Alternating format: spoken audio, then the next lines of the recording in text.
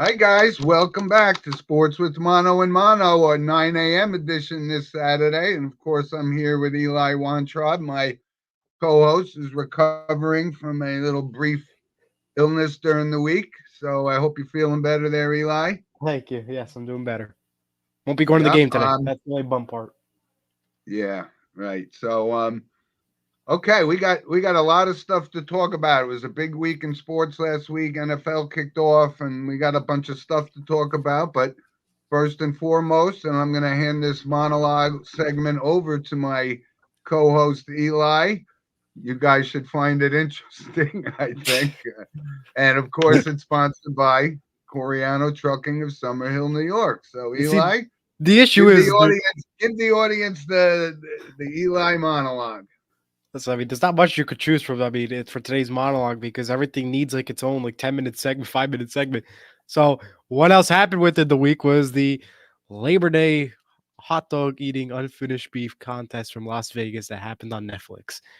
Do I Right. have Netflix? Did I watch it? No, but I did watch the highlights on X and everything else. And I can tell you this right now, well, it was a pretty good battle.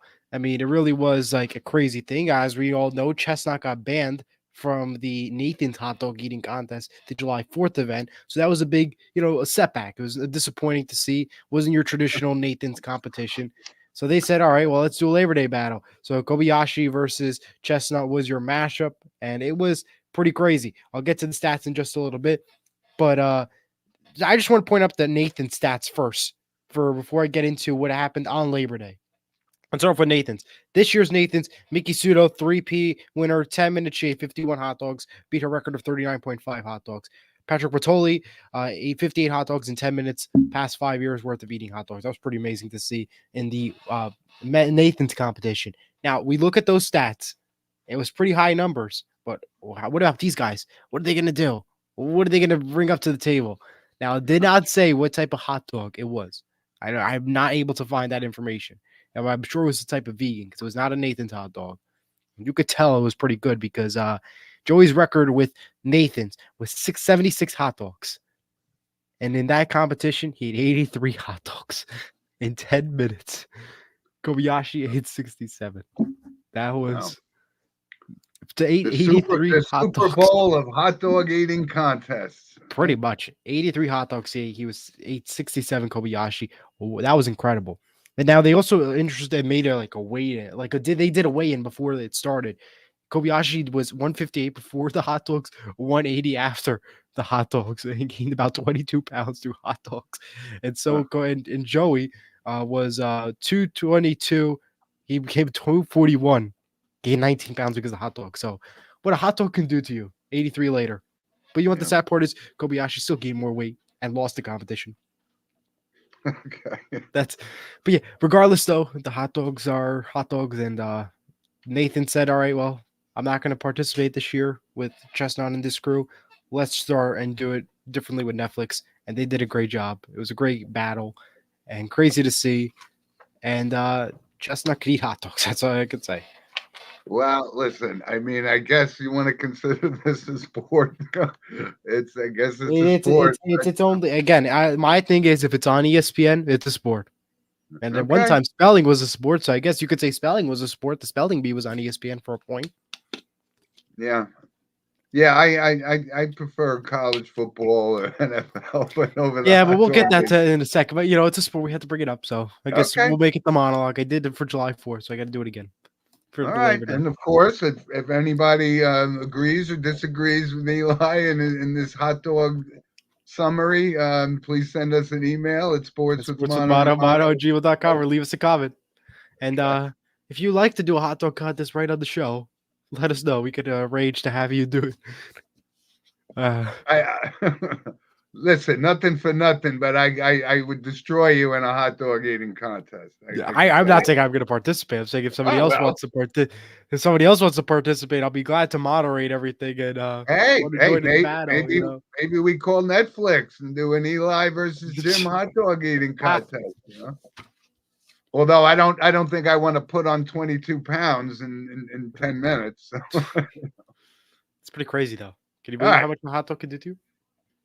Anyway, so Yeah. let's jump in. It was a real busy week in sports, and let's do some recap first in the FedEx Cup, and Scotty Scheffler, as expected, number one player in the world, wins an additional $25 million as wins the Tour Championship and the FedEx Cup. So he's had quite a year, this young man. He's made over Yeah. $62 million. He And, won a Masters trophy, a gold medal, a FedEx Cup, and had an arrest to his plate. What else could you ask for? yeah, what a year for him, right? Yeah. I think the highlight, was his arrest. Yeah, but it was a good match, though. I mean, Xander Schauffele. I mean, they're battling for Player of the Year. I think it's kind of a layup, to be quite honest with you, with Scheffler. So put this into perspective, Eli. He made $62 million this year, and Steph Curry will make that for one season this coming NBA season. Put that into perspective. But look at the talent, though. Compare Steph Curry and compare Scheffler. Let's think about that for a second. Who's the better GOAT? I think the clear winner is technically Curry. I mean, look how much time Scotty does. I mean, listen, I don't want to be rude to golf players and everything, but they do nothing. They only got to do is stand there, hold the golf club, and watch the ball fly. That's all they have to do. Versus Curry, where he's got to run back and forth, make a three, make a two, wherever the case may be. That's what my point is trying to be. So, I mean, that's, Curry's obviously going to get the right money for a year. And Curry's a go. I mean, listen, Scheffler's great. Don't get me wrong. But again, look at golf players do and look at basketball. And then we'll compare. Okay. Well, I give we have a comment. More credit than you do. Andrew says, good morning, guys. And don't forget to keep on commenting and let us know your thoughts throughout anything we said today. And Andrew's with us at 9 a.m. That means he's a loyal listener for certain. Thank you, Andrew. So you're going to see us at the beach. All right. So we got that. And let's talk a little bit about the U.S. Open, because it's been absolutely almost shocking that the premier players, right, Djokovic and all these guys are out. So we have an American in the final for the first time since yeah, no kidding. I mean, yeah, no, I get it. Golf is hard, no question. I'm saying compare that to what Steph Curry does. I can't agree with you. I think there's such a certain level. I know golf is hard. Don't get me wrong. I don't think it's easy. I'm not telling you that I can go onto a golf and one of the golf courses and say I can do a hole in one shot. But I'm just saying, if you compare what Curry does and compare that to what Scheffler does, I don't know. I think Curry has the win on that one. We can agree to disagree for sure. For sure. But the U.S. Open, right? First time in Americans in the final since Andy Roddick in 2009. Yeah. So the matchup is set. It's Taylor Fritz versus Jannik Sinner, who we kind of mentioned that was our monologue last week about the drug test that he failed. So I mean, this could be if he pulls the upset. Well, he shouldn't. I guess you wouldn't call it an upset. He's the number one player in the world, but it could be a little bit of a tainted trophy should he win it. I'm going to go with Taylor Fritz. He just seems like he's on such a roll right now. He beat a tough Francis Tiafoe last night in the semifinals, but it's been exciting as always. And on the women's side, we have the final set, and noticeably the number one player is not in the field in the finals, and that's Coco Gauff, who got beat by Emma Navarro. Right? And Emma Navarro put out a great effort against Aryna Sabalenka on Thursday night. It was an absolutely great match. A lot of unforced errors. So Sabalenka is going to have to cut back on that. And she's taking on Jessica Pegula, who was a kind of almost a surprise. She's been playing great tennis. But that's going to be a good final today. That's today at 4 p.m. And tomorrow, this is where the U.S. Open, excuse me, could lose some viewership because it's right in the middle of the afternoon. Excuse me, on Sunday. Football comparison, yep. Yeah, so local guys, and we'll get to the NFL shortly. So. The Final Four is set, and it's been exciting tennis. The U.S. Open always is. It's the final Grand Slam event of the year, and looking forward to it. Should be great matches.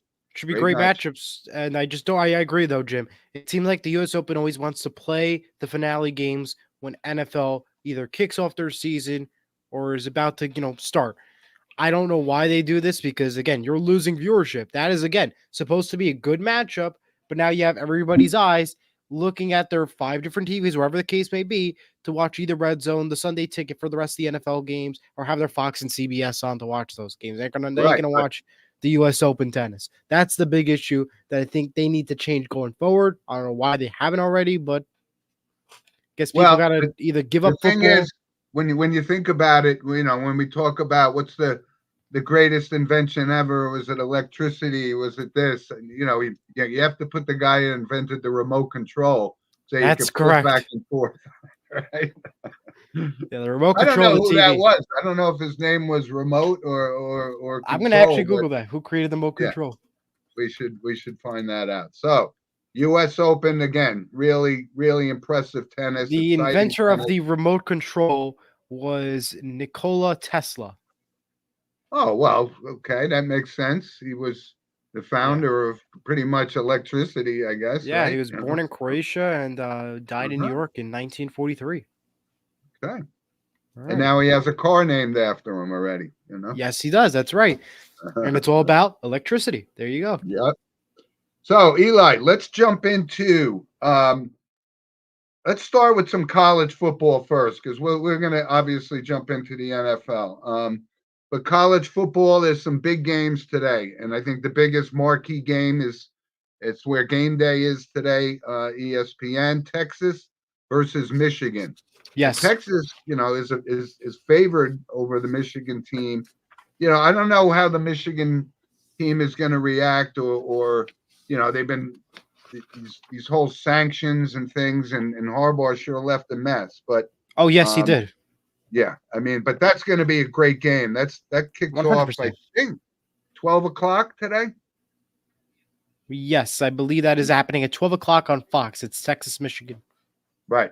And there's some other big games today. Notably Colorado versus Nebraska, and a lot of people are starting to realize that this Shador Sanders, is a player. I don't know that I would consider him the number one quarterback prospect coming out next year, but he certainly will be, being that the dynamic of the quarterback position in the NFL has certainly changed. It's a run and shoot, that kind of a thing. Rarely do you get a drop back passers. And Nebraska themselves, they're playing this Dylan Ricola. He's considered one of the top prospects. He's only a freshman, and people liken him to the style of play that Patrick Mahomes. A little early for comparisons like that, but that's Very going to early, but be a yeah. big matchup. um, One other thing I was recognizing, because Georgia's the number one team in the country. And they throw these kind of cupcake games in there, and I don't know that it benefits anybody. I mean, they're playing Tennessee Tech today, and they should probably win by 60 points. And I I just guess, wonder what the thinking is. I would love to see, but you know, that's what makes them number one, though. yeah, but I mean, how much credence can you take in when you have the number one recruiting class taking on a team like Tennessee Tech? See, the thing is with It's college not an football, exciting game. It's kind of a schedule filler, I guess. But I would love to see the full slate of college football, especially with the quality that's out there, and everybody changing from one conference to another. I'd like to see them kind of get away from these little silly games where, like, yeah, I Indiana agree. scored 77 points last The night. thing with college football is it's a very confusing sport. And this is my reason why. It's a bold take to say. But the reason why I'm saying this is because you have teams that are ranked and not ranked. And the teams that are ranked, they're playing games, again, as you mentioned, little cupcake games, as you mentioned, that are going to be 60-point blowouts. That's Yep. not college football. That's high school football. That's maybe the NFC South division games, maybe you could say. You can make a case Yeah. for. It's not really football. I mean, I don't know why that they haven't changed to make it like the ranked teams play the ranked teams, or the ranked teams play the top of each like conference, like the SEC, the Big Ten, whatever the case may be, because it really is like it's again cupcake games, as you mentioned. Yeah, It's and really you like know the what weirdest happens. thing I mean, I think it's good for the obviously it's good for the schools to get, because they keep winning. recognition a little bit, you know. They keep winning, but the bad news is they're playing these games, and when it comes time for the bigger games, you're going to look like a horrible school. Yeah, and I think about one game that you would think stands out in my mind was probably 10, 15 years ago was when Michigan had a quote unquote cupcake game against Appalachian State and lost. So, I mean, it's rare to happen. It's kind of a fluke, but I don't think Georgia's going to have much trouble with Tennessee Tech today. I don't think so either. Yeah. So, um, yeah, so college football is underway, and you look at certain teams like Florida State; they're off to an 0-2 start. Not Um, good. LSU, same kind of thing. Brian Kelly almost had a heart attack at the press conference after the Ah, game. And these things happen, but the competition is so good.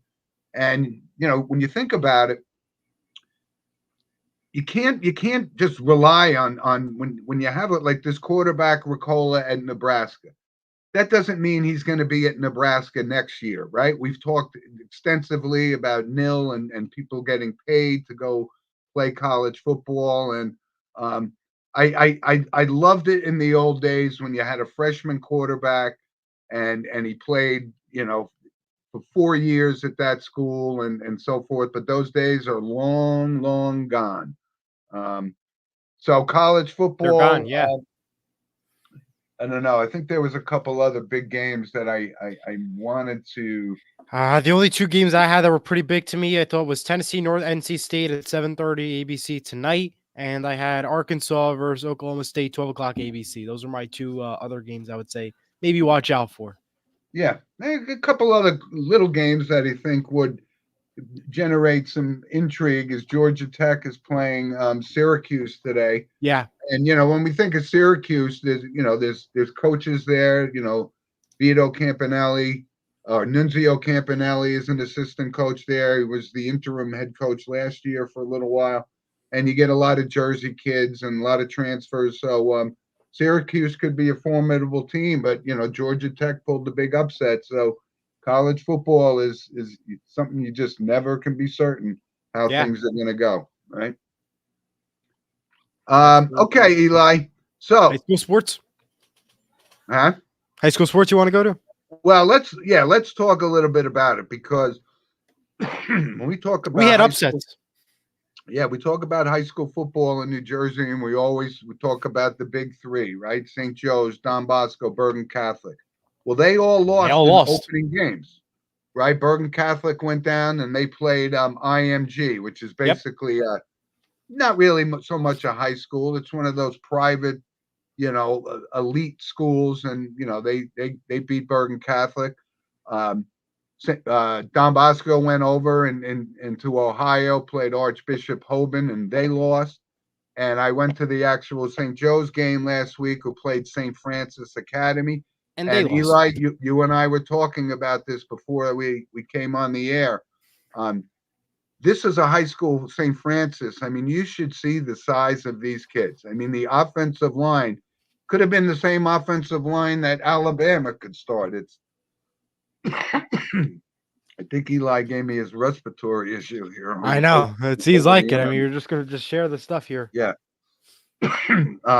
So What is what can don't do? dismiss this because these are still powerful schools in the Northeast, but when they go out on the road and they play teams from California or Yep. Texas or It's a whole new Ohio ball or game. Florida, these are impressive schools. And Bergen Catholic bounced back last night with a big win over a team from Ohio, and Bosco won Bosco a beat big Red game Bank last Catholic. night at 44-0. And St. Joe's takes on Seton Hall Prep today, Yep. looking to rebound. And they have another tough game the following week. They're playing Archbishop Stepanak, who's a big, team from New York State and White Plains, and a lot of NFL players come out of that program. So high school football is And you got to exciting. also, I want to bring up this matchup too. Last week was Promise Catholic versus St. Peter's of Jersey City. Uh, Hmm. St. Peter's, uh, lost that game to Paramus. 48-47 was the final. I just Googled from NG.com. That was a big game because I heard a lot of people were talking about it. Peters was supposed to be this hot team. It came in there. They lost by points. So that's how close it was. And it was 48-47, high scoring game there. So it's pretty impressive to see. And again, another not big schools as we mentioned, like the Bosco and the Bergen and the St. Joe's, but at your secondary level of pretty good high school football level. And for St. Mary's, they have Park Ridge today, home at Rutherford at 12 o'clock now. Was scheduled for 1 o'clock. I am no longer going because of this wonderful illness, but I think it should be a good game for Park Ridge, and the Gales are just going to have to keep on working hard. Yeah, and the reason we talk about these games is because this is like elite talent, the IMGs, and there's numerous guys in the NFL from all of the teams that we just mentioned, and that's the foundation for what makes a great college football team. And we're proud of the guys that are from New Jersey and in the tri-state area, and I just love to see it. It's great. Absolutely. Packed house at St. Joe's last week for the game too. Sure, it was. Yeah. We'll go to baseball. Yep. Okay, Eli. So let's talk a little bit about Major League Baseball right now. And you gotta say one of the biggest surprises, it's a surprise to me, is that the way the New York Mets have been playing, they've bounced back, and I'm not sure they were a World Series team, but they're winning games. They're winning games, and they have they got some young talent. This kid Mark Vientos he did a home run walk-off last night to win the game against Cincinnati, and they're all starting to, like I said, the Mets were teetering. I always thought they were no more than a 500 team, but the starting pitching with Sean Manaea and Peterson and these guys, so they're on quite a roll, and they're going to be battling. They're going to be battling Atlanta for the final playoff wild card spot going forward. And on the other side of the river is New York, the Yankees. Yeah. And it was an interesting fact. I mean, they're going down. Yeah, but they've had a hot start. But over the past 80 games, they're basically a 500 team and still leading tied at the division or half game behind Baltimore. So. Baltimore maybe has cooled off a little bit. The Yankees, more of a streaky team. You never know what you're going to get, but they got a bullpen issue. They continue to throw Clay Holmes in there, and he continues to blow saves, the most blown saves in the league so far. 9 games or 10 games, and Aaron Judge hasn't hit a home run. Hard to believe that that's even news, but it is. And you look at this, in the National League, and it's kind of a good debate here. A lot of people are talking about, Shohei Ohtani, most likely going to be the first 50 home run, 50 stolen base guy. But a lot of people say, well, wait a minute. He's basically, all he is a designated hitter. Doesn't play the field right now. Certainly not coming back to pitch this year, but he may be pitching next year. So he's like well rested. So comparatively speaking, it used to be 40-40 or it used to be 30-30 was a great season in Major League Baseball. Then we start seeing 40-40, and now we're going to probably see the first 50 home run, 50 stolen base. And, so the debate is, should a full-time designated hitter be considered Return back? Yeah, but should he be considered for the MVP? Well, if you look at his offensive numbers, yes, 100%. Why not? I mean, the only other one in the National League, and Francisco Lindor has become hot. And I kind of chuckle a lot because the Met fans for the first 3 years he was here, considered him to be not a bust, but not that mega superstar that he was advertised to be.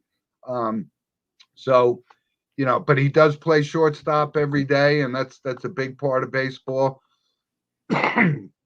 So, I'd love to hear people's thoughts about whether or not they think, a designated hitter could be considered an MVP candidate. I think it is a possibility that it could be considered an MVP category. And the reason why is because in the American League, you got to think of the Aaron Judge and the Yankees. That would be the only person that would stick to my mind as a potential MVP. Now, Shohei Ohtani, you look at the national side, the only name that pops up in the national side is the Dodgers and Shohei Ohtani. You look at the list of teams right now that are still in it to win it, and Shohei Ohtani is still the number one guy. And you got to remember this. Shohei Ohtani is putting up numbers, and that is through home runs, stolen bases, going to getting an at bat, and hitting it the ball well. I mean, I think to me, Shohei Ohtani is going to be your MVP because even if he's a designated hitter, doesn't do much on the defensive side, the outfield side, but he still did a lot this year. Yeah, you can't deny his numbers. They're You phenomenal. can't deny his numbers. And if you tell me that you could compare somebody else to Shohei Ohtani, I need to see more than just what he did on the outfield. Yep, I agree with you. And I think that's what's going to help Shohei Ohtani get that MVP this year. I agree with you. I think he's certainly, with the offensive, the kid is just phenomenal. Yeah. I mean, he's already won 2 MVPs in the American League, and if he wins the MVP with the Dodgers, he'll only join Frank Robinson as the only player to win an MVP to ever do so. In both leagues. Other news that happened: that John Sterling will come out of retirement to call the Yankees postseason and last regular season week. Kind of reminds you of someone called Tom Brady that just wants to do it. Just hey, why not? I mean, good for him, but he wasn't too great. Like, you couldn't hear too much. Yeah, left. I mean, that's it's funny you said that because I actually had that listed under random points that Sterling's coming out, and there's been a lot of discussion about whether or not he should be coming out. He should. I'm sorry, but why did he leave in the first place, kind of thing. And that's like Tom Brady now, and they're trying to figure out, they're why basically auditioning 3 guys right now to call Yankee games. So some people are saying that's unfair to those guys to bring him back, but you know what? He's been the face and voice of the Yankees for many, many years. I understand that though, but at the same time too is the new guys got to get opportunities too. You can't just tell me that I want to come out of retirement to do a game. That's not how it works. Yeah. I mean, listen, you announce your retirement, you're retired. I mean, you can go ahead and come back, call a game, that's fine. But to call a majority of the postseason run, that's going extreme. Well, to me, we could say, right. And the same thing when you bring up Tom Brady, you had Greg Olson was the number 1 guy, and now he's booted out. Yeah, he got booted out because Tom Brady is Tom Brady. I haven't heard 1 second of a broadcast. We'll find out tomorrow. Yeah, well, I guess we'll find out tomorrow. I'm sure he called a preseason game, didn't he? Yeah, I don't think it was like a majority of the game, though. Right. The other news, Rockies and Marlins now join the White Sox for officially being eliminated from the playoffs. So congrats on being eliminated. This Chicago White Sox team, this is most likely going to set the record for most losses in the season, which I think was 120 by the 1960 Mets. Yeah. It's not a notable thing. It's not something you want on your resume to be part of a franchise like that. But I remember early in the season when the Yankees played the Chicago White Sox, probably, maybe barely a month into the season, and I watched it and I said, this Chicago White Sox team is a minor league baseball team. I mean, you didn't recognize any of the names on it. They had fire sales. They got rid of any good players that they had. So, yeah, you see the good, the bad, and the ugly in Major League Baseball, right? You said it. But the races are coming down to the wire, right? What are we, 25 games, if that, left in the season? Yeah, we're less than that, yeah. And I think it's important for the Yankees. You don't want to be that wild card team. I think that extra series puts a lot of strain on you. So, I mean, the Orioles and the Yankees are neck and neck. I think the Orioles are currently up by half a game, in the Central Division. Basically nothing. It's the Guardians playing. And, so that's not really exciting. And then the West, it's pretty much basically a done deal with the Houston Astros. The Phillies have cooled off. So this is what what's left. Races are all about. This is great for baseball. We're probably going to be the first time First time that I could recall that there's not going to be a team with 100 wins during the Yeah, regular season, and that's rare if it's that's ever yeah, happened before, yeah, right? So good stuff, and so it didn't look like Judge, unless Judge goes on a tear, I don't know if he's going to yeah, hit more than 62 home runs, but he's definitely the consensus MVP in the American League for sure, for sure. and maybe Soto finishes second, right? So, all Football. right. I know what everybody's talking about. We got a lot of great feedback last week. We had great viewership last week because we did our NFL preview team, our preview show last week. And Here's what everybody Eli and wants I, to hear about football, NFL right. football. And NFL football is underway. 2 games in the books already. Just to recap our picks from last week on the Baltimore, Kansas City. And again, I shame on me. I don't I don't bet against Patrick Mahomes, but I just figured that they were always a slow starting team, and yet the kid Jim, I think never ceases to amaze the talent that this kid has. And I don't know Lamar if we're doing. Jackson himself had quite a game, rushed for over 100 yards. But he's going to put himself in jeopardy when you run as a quarterback in this league. You have very little protection, and I so think we're I gonna got get for that you game for wrong. Christmas, Jim. Is Huh? I am never gonna bet against Patrick Mahomes T-shirt. I think that's what we're gonna get you for Christmas. I don't. Okay. We're never gonna bet against Patrick Mahomes because Well, listen, if come this was on. I the, mean, wow. if this was the playoffs, there's no way in hell I was going to bet against them. So, Right. uh, Eric says good morning. Good morning, Eric, and don't forget to comment. Talk about football. It's anybody. Go ahead. yeah. Feel free to comment. Let's hear it. And Eric is the pride of Westchester, Pennsylvania. So he's a loyal listener, and it's been great. So Yep. I got that one wrong. I had taken Baltimore. Eli, you were right. You had Kansas City. Yep. And then last night in the game in Sao Paulo, Sao Paulo, Brazil. Brazil, right? And That was again, ugly. it comes back up. It had to be on Peacock. Some people don't have Peacock. And if you want to watch these games, when you think about it, the NFL playing these international games, I think that was the wrong opportunity, although it's a trend that just can't be turned around. Games are going to streaming services, period. I know you're more up to speed on the contract discussions and who's getting what and who's going to get it, but it's going to be a full-time thing, and at some point the Super Bowl is going to be exactly that. You're going to have Peacock or Disney or Yes. whatever it is to watch the NFL games. And I think one big note, it's a streaming. Roger Goodell was all for the streaming services, and I think this is going to be looking pretty good if everything goes well into plan. I mean, looking at one big example I want to bring up was the Venue Sports that is joint between Warner Brothers, Disney, and Fox. If that eventually goes through, you now have Fox and Disney, which will bring you Monday Night Football, which is ABC and ESPN, and that will also bring you the Fox games onto one major app. And now to mention also, CBS has Paramount Plus, NBC has Peacock, Prime Video is Prime Video, and the only one that's left would be Netflix. So that'll be your 5 streaming services, and NFL Plus at 6, and then not to mention Sunday Tickets at 7. So in reality, you need 7 streaming services in total if Venue Sports goes through. If you want to be all streaming, which is a lot of money if you It really is. think about it, just to watch football. So it's really, as I mentioned, it's a hard word to say, but it's like to watch sports is now becoming an addiction because, like, you pay money to smoke and do certain things. Now you have to pay to watch games and pay for streaming services. So at this point, sports now becoming an addiction. That's really, it's a And hard I'm word to say, trying but it's true.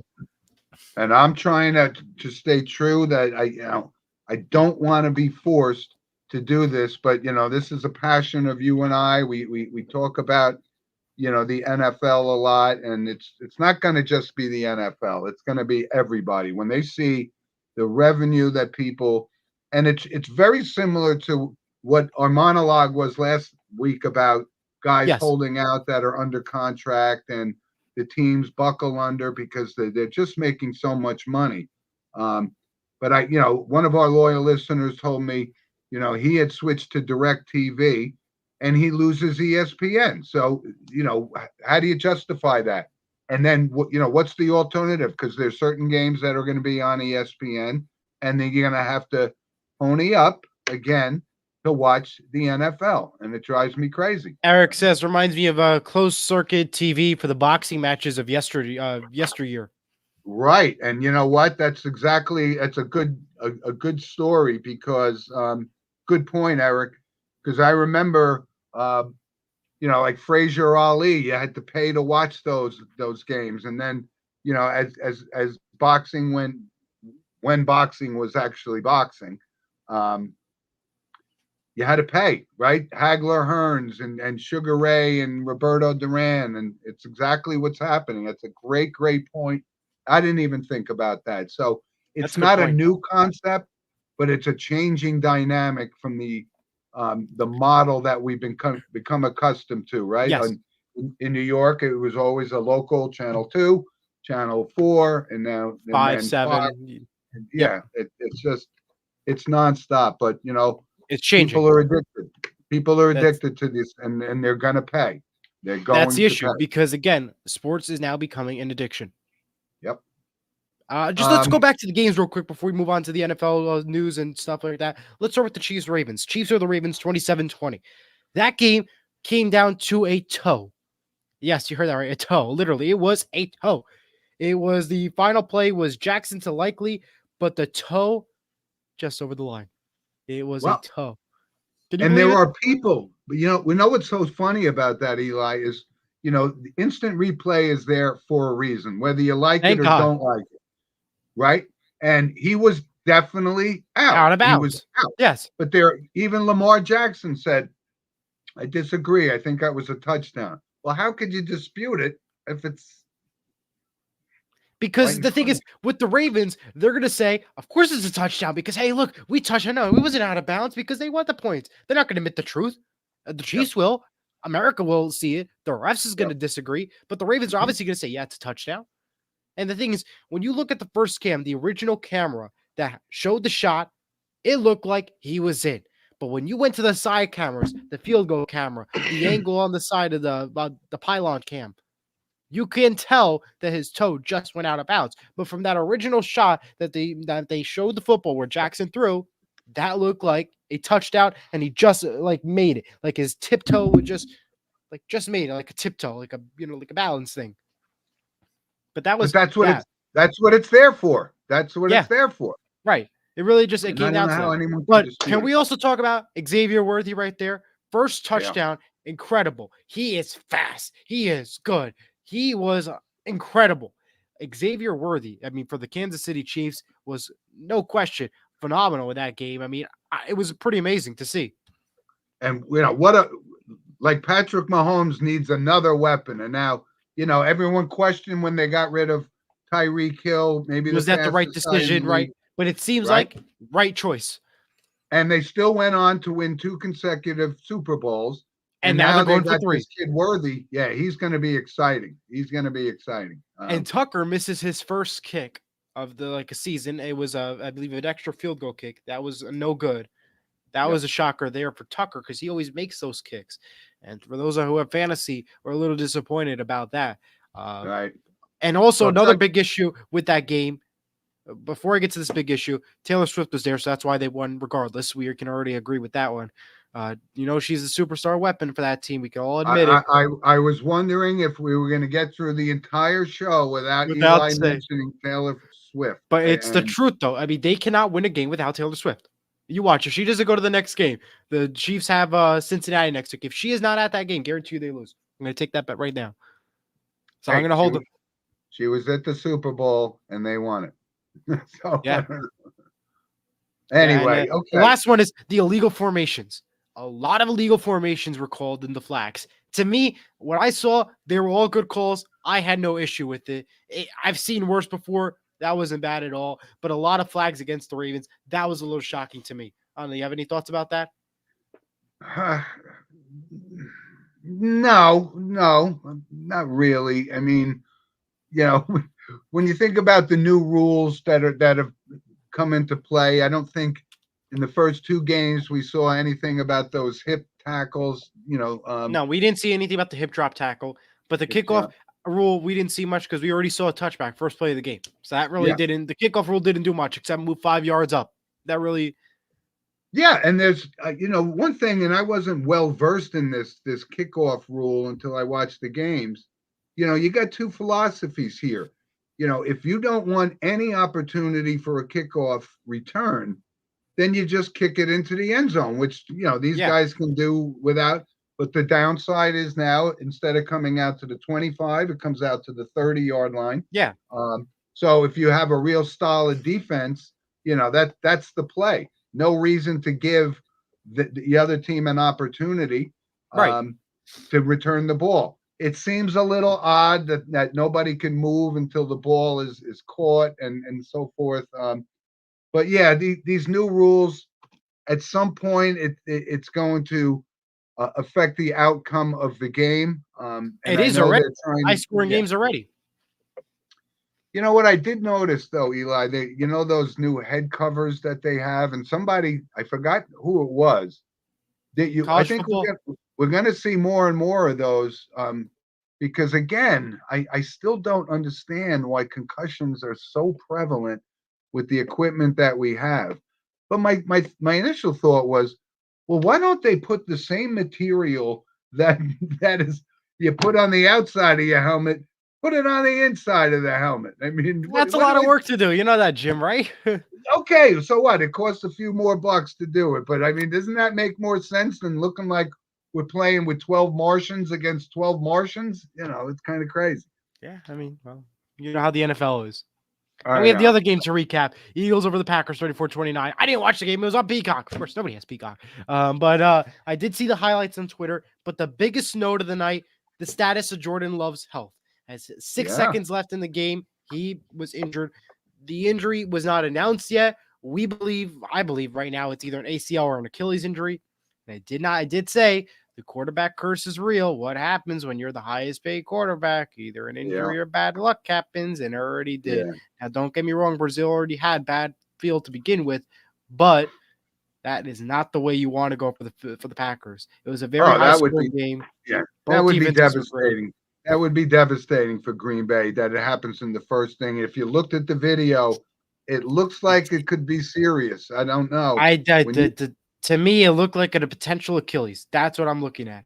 I don't know. I'm I not a I don't doctor. think I'm not yeah. a doctor. I'm not going to be a doctor. I can tell you that right now. But it does not look good. I can tell you that for a fact. Yeah. And when you get those ankle injuries, you can see, and I've had them. When I was in high school, I played with them, and it really hampers you 100%. But he's a quick, rollout type quarterback, and that could be a big loss for Green Bay. Big It loss. really could be. But another big note, though, Saquon Barkley, 3 touchdowns last night. And I think Giants fans are beginning to cry because what he showed up in Philadelphia, he put up a show. And he truly did. 3 touchdowns, star of the night. Defenses look great. We could excuse Love, but Barkley was the star of the show. Well, all right, let's not get ahead of ourselves with this. I actually did get a comment from one of our loyal listeners who said Saquon Barkley scored more touchdowns tonight than Devin Singletary, his replacement for the New York Giants, will score all season, which I completely Hey. dispute. I think Singletary is a solid back. Yeah, I was always a Saquon guy, but I've always said that Philadelphia offense, right? Whether it was Boston Scott and all these other guys, it's the same thing. He scored 3 touchdowns, but it didn't look like it altered, the philosophy of the Philadelphia Eagles. The Philadelphia Eagles, it's still centered on Jalen Hurts and their wide receiver AJ Brown. So I don't know that he's going to be able to ultimately change the outcome. I'm still not certain about Jalen Hurts. I mean, I know they paid him and they had to pay him. They had to He had, pay him. he They had had no choice. But yeah. Well, all quarterbacks are getting paid. We know that, right? he'll do a good season, I think. He'll have a good Yeah, season. we'll see. We'll see how it goes, though. All right, so we got some games to pick for this Yes, week, and then I'll go to and the NFL news before random points. yeah, and let's take our picks. I selected 3 games, and I like to call them our locks of the week. But as you Yes. know, picking football games is Not not easy. easy. No, it ain't. Um, so we got the Vikings at the New York Giants, and you know I actually think that the Giants have a legitimate chance to win this home opener. There at home. Brian Dable's now going to be calling the plays. You have Malik Neighbors, and yes, the X factor here is Daniel Jones. Can he A, No, stay healthy, and no. B, become the quarterback that I thought he was going to be? And he hasn't panned out that way. But on the other side, for the Minnesota Vikings, you have Sam Darnold. And for, being from New York, we've seen what he's capable of, and he's just not reliable to me. I mean, he has one of the best weapons in the league in Justin Jefferson. I don't know. I had a conversation with a Viking fan yesterday who was telling me, the defense isn't, that powerful defense that we can see sometimes when a defense can win games for you. So it's going to be on Sam Darnold, and the backup quarterback is Nick Mullins. Yep. So outside of Justin Jefferson, I don't know that the Vikings are that formidable that they can come into the Giant Stadium. But if we do see it, all of a sudden the people will be calling for Daniel Jones's head right after the first week of the season. And like I said, I agree 100%. This is a make or break year. They're not on the hook to pay him next year. Sure, there'll be some dead cat money involved with that, but I'm going to take the Giants. And believe it or not, they're underdogs at home Yeah. against Sam Darnold, which to me doesn't make a lot of sense. But I don't get involved in point spreads and sports Nothing like gambling. that. That's a different argument for a different day. Right. So I'm going to take the Giants. And now, as you know, the San Francisco 49ers, again, look like a great team. I think Christian McCaffrey is already um, ailing a little bit, but so it's the Aaron Rodgers era in New York for the Jets. We don't know what we're going to get. We don't know whether or not he's fully recovered from his Achilles, but a lot of people are picking them to win the division. I did not last week. You did not pick them either. So I think that's a tough task for them to go out and beat San Francisco, but you never ever know in this league. But I'm taking San Francisco because I'm not a believer in the Jets. I believe the Jets have absolutely a lot of talent. And Hassan Reddick, they'll sign probably. I thought probably by today, um, but he'll be signed. And again, because we talked about it in the monologue last week, these guys they cave in, and I would just love to see one team say, "We're not paying you because you're under contract." But I'm going to take the San Francisco 49ers. And the third game that I had was Arizona at Buffalo. And again, a lot of people are kind of dismissing Buffalo and, without Stephon Diggs, but they do bring in Keon Johnson. They got, a great pair of tight ends that could offset that. And I think Josh Allen is still a great quarterback. So I'm going to take the Buffalo Bills because I've told guys, had conversations, Arizona, that franchise is just a mess, and It I'm is. certainly not a believer in um, Kyler Murray.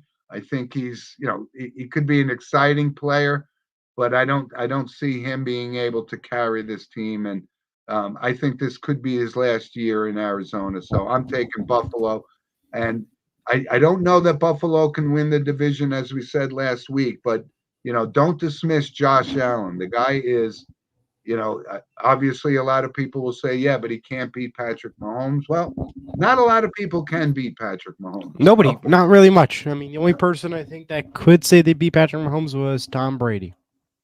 yep. So, what are your takes? Give me your picks, Eli. I'll start off with the Vikings Giants. I'm going to go with your three, and I'm going to add a bonus one because I think a bonus one every week for me will be pretty good on top of yours.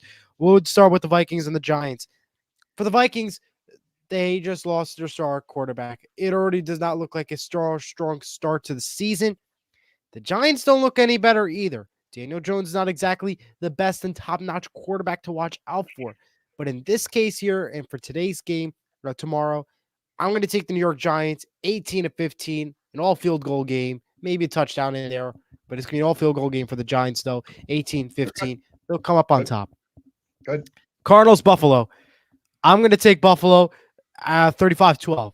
That's my score prediction there, too. Cardinals are good, but they're not exactly what we want them to be at. The Buffalo Bills, though, Buffalo's Buffalo. Jets, 49ers. Let's go 49ers, 30-24. Can't trust Aaron Rodgers and the New York Jets, so I got to take San Francisco here. And for my bonus pick, I'm taking Seattle Broncos. I think that's going to be a great game. I mean, listen, Mike McDonald, brand new head coach, first-time regular season starter. That'll be a good game for Seattle. And for the Broncos, it's Sean Payne's, I guess you could say, first year with full control. With no Russell Wilson, Bo Nix. I think it's a good game to watch out for, but I'm taking Seattle. Survivor pick of the week, 24-21. Okay.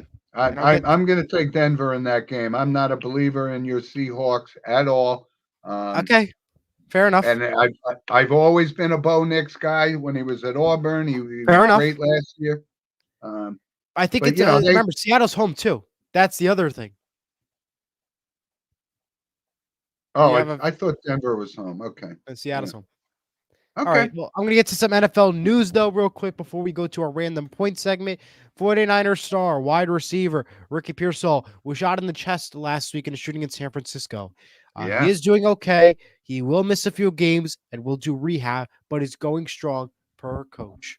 That is amazing news here that he's doing very well and he's doing okay. Incredible. But again, shooting again is not exactly what we want to see. It's happening all over the place. It's horrible to see. We're not going to get more into that, but yeah, pretty sad to say. Yep. Russell Wilson is now questionable for tomorrow's game. Calf injury seems to be the issue. It looks like Justin Fields may be getting that start for tomorrow's game. So look out for Fields tomorrow. And don't start Russell Wilson in your fantasy if you have him in your bench. Okay. Meanwhile, Steelers tight end Pat Freiermuth agreed to a 4-year, $40 million contract extension along with defensive lineman Cameron Hayward to a 3-year, $45 million deal. 49ers linebacker Trent Williams restructured his contract to a 3-year, $82 million deal. Dolphins quarterback Jalen Ramsey agreed to a 3-year, $72 million deal, making him the highest paid quarterback in the NFL again. Denver Broncos quarterback Patrick Surtain, the second, agreed to a 4-year, $96 million extension, highest paid defensive back in the NFL now. Seahawks signed former Vikings QB Jaron Hall to their practice squad, and Jets signed cornerback Michael Carter II to a 3-year, $30 million deal. Let's see. Cornerback. Yeah. Cornerback. Yep. And that's your NFL news. And now time for Random Points, sponsored by Lynch Toyota of Manchester, Connecticut. Yes. So I got a couple. Interesting fact, right? So a lot of people anticipating the Caleb Williams era in Chicago. But interesting fact, number one overall drafted quarterbacks in the league are 0-14-1 since 2002. So a lot of people are wondering, is this going to buck the trend? Because, and listen, Williams does, I'm not disputing the fact he's got great potential. He's got great receivers now. I just don't know. I don't know if that trend will continue or whether it'll be 1-14-1 or 0-15-1. So we'll keep an eye on that. A couple other notes. Ben Joyce of the Anaheim Angels threw a 105.5 mile an hour fastball, which is unbelievable. I think the record is still held by Aroldis Chapman many moons ago, but that's amazing. 105 miles an hour. I don't know how you could hit that, but we'll see about that. And women's soccer player Alex Morgan has officially announced her retirement. She's one of the all-time greats. She won 2 World Cups with the U.S. national team and a gold medal as well. So she retires.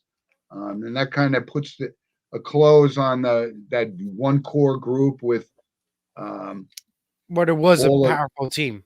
yeah, it was. Derek So she commented was with what a great game yesterday. I had my mic muted. It was he had what a great game yesterday was the comment from Derek. So thanks yes, for tuning Derek. in. It Yeah, definitely great game. was. I mean, exciting. I know you guys are, for sure going to pony up and pay the Peacock stuff to Yeah, watch. But anyway, okay. So that's you have any random points before we move on? yeah. I have some couple random points. We'll start off with WNBA. Well, there's one spot left in the playoffs. Already in the playoffs. New York, Connecticut, Minnesota, Las Vegas, Seattle, Indiana, and Phoenix all in the playoffs. Still holding out Chicago, Atlanta, Washington, and Dallas for that final spot in the playoffs. Officially out as of last night is the Los Angeles Sparks, who took a loss last night. Caitlin Clark becomes the only rookie player in the WNBA to reach 100 threes in only 34 games. So congratulations to her. Triple doubles are also pretty good for her. Tonight, Yeah, yeah, I think Phoenix that, and Seattle, 9 p.m. on NBA TV. Tomorrow, you got a lot of games. Minnesota, Washington at 3, Atlanta, Indiana at 4, Las Vegas, New York at 4 on ESPN. Only TV game for the day. And Dallas, Chicago at 6, Connecticut versus LA at 9. Those are games for the WNBA. okay. The last note of the day, DirecTV customers have no access to Disney-owned channels, including ABC, ESPN, etc., which means no U.S. Open and no college football. This was a similar situation to last year's battle with Spectrum and Disney. Again, DirecTV not putting up with Disney's new prices. I believe this issue will be resolved. However, I believe this will be resolved Yeah, before the Monday Night Football game, as it did with Spectrum, because I think everybody wants to see the Monday Night Football game. And I think also the most anticipated thing of the week will be the ABC News presidential election and debate that is coming up this Tuesday. ABC has the debate coverage, and I think that's very important for both America and everybody else. So I think DirecTV is going to get the deal done right before those two big events happening. We'll see if they can get something done before today's big event of the college football and tomorrow with the U.S. Open. So we will stay tuned for that. No update yet on Jordan Love's health status. okay. All right, good. So I got a movie recommendation. And I got a couple of pictures that he's going to show us in just a minute, but it's called Angels with Dirty Faces. And I know I have a loyal listener, Derek, who just sent a comment. He says, I can't watch these black and white movies, but this is a great movie with the Bowery Boys and Humphrey Bogart and Pat O'Brien. It's just a great movie. Put down, get into older movies as well. Just because they're in black and white doesn't make them not good movies. So, and we got a couple of pictures here that I Yes, wanted I'll to get to post that in a up. second. But by the way, this whole entertainment segment is sponsored by Vital Selections. Don't forget to scan the QR code to learn more. The official sponsor of our entertainment segment. I'm going to get to my pick first, and then we'll get to the pictures. My pick for the week is Jeopardy! Wheel of Fortune kick off their new seasons Monday on ABC 7 locally. It's the longtime syndicated show. They make their return. Wheel of Fortune has a new host, Ryan Seacrest, replacing Pat Sajak. So, recommendation, watch Wheel of Fortune because it's a show everybody grew up watching. So take a minute to see how Ryan does on this upcoming Monday at 7:30 for us here in the New York tri-state area. If not, take a look at a show this week just to see how Ryan does and how you can compare him to Pat Sajak. And of course, Jeopardy with Ken Jennings has a new season as well. So take a look at that. Man is still there. So just take a look and watch that.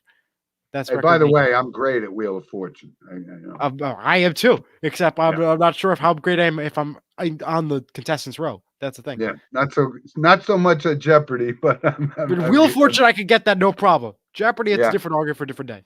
Well, you should go on Wheel of Fortune. They have open auditions for Wheel of Fortune. I know, I really should try. But the thing is, everybody says it. It's so different when you're home and watching the TV. You know it right away.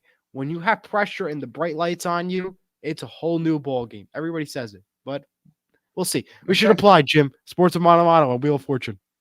Okay, well, maybe let's get to the photos.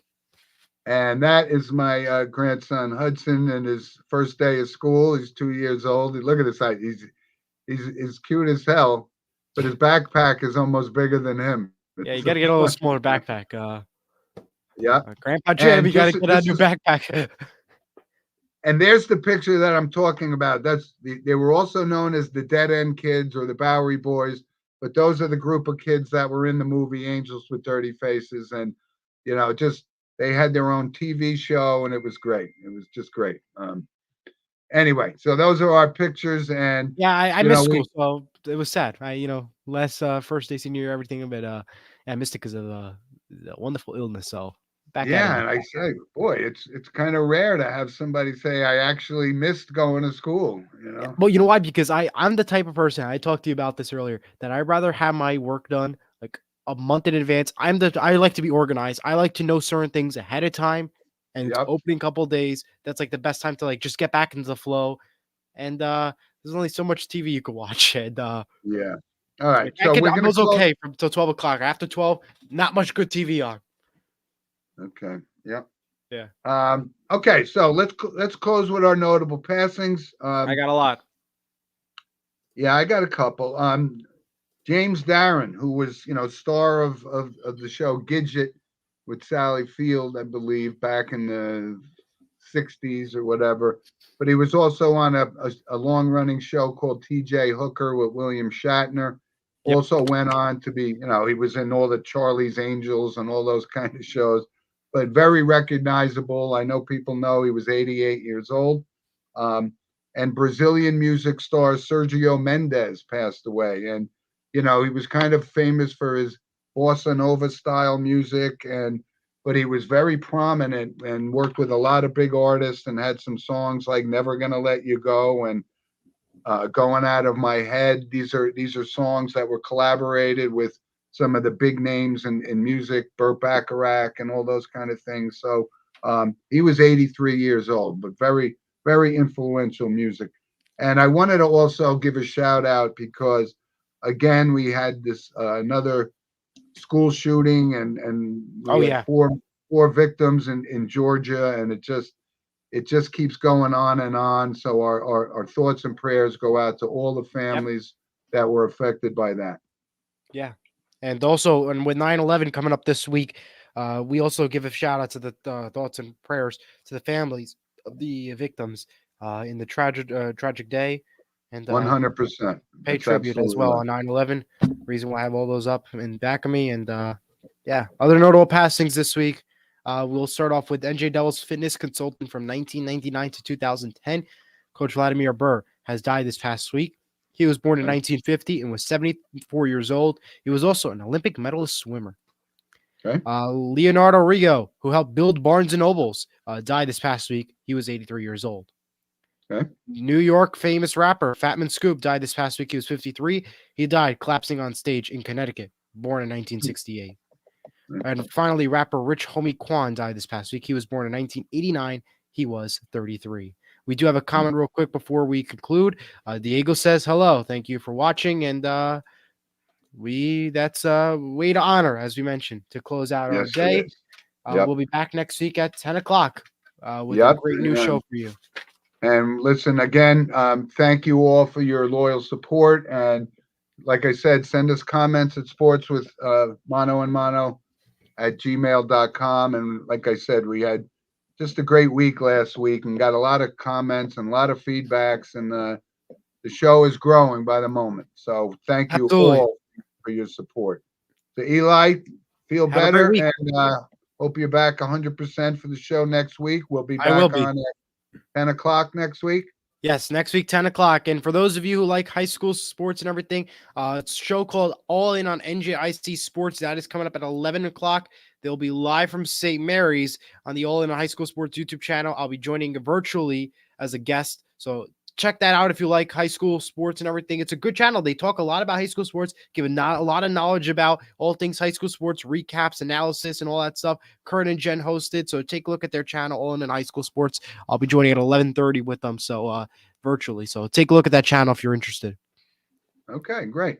All right, my friend, feel better. And we'll see you folks next week at 10 o'clock. Thanks. All right. Take care, everyone. Bye-bye.